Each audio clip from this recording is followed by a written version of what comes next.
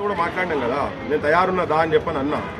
తయారున్నా, మరి ఎప్పుడు తొక్కుతావు రా, నువ్వు వచ్చి తొక్కుతావా లేకపోతే నీ వాళ్ళు ఎవరైనా జోకర్ బ్యాచ్ వస్తే వాళ్ళు వచ్చి తొక్కుతారా, ఎవరు వస్తారో.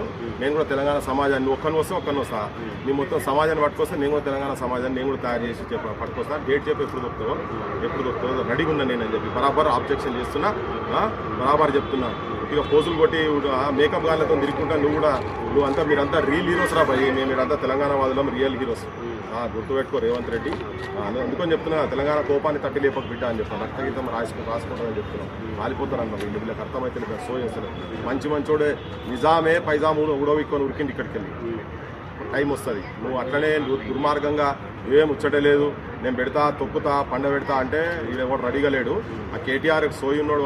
కేటీఆర్ కనుక ఆయన కూడా నేను కూడా ఇంకా కాంచ విగ్రహం పెడతా అని చెప్తున్నాడు. వాళ్ళకి అంత పెద్ద సోయి ఉన్నది. వీళ్ళందరూ ఒకటే, వీళ్ళు అందరూ తెలంగాణ ద్రోహులే. వీళ్ళు మొత్తం కేటీఆర్ తెలంగాణ ద్రోహే. విగ్రహం గురించి సపోర్ట్ చేసినప్పుడు వీళ్ళు చంద్రు ఓట్ల గురించి పిచ్చగాని వీళ్ళు.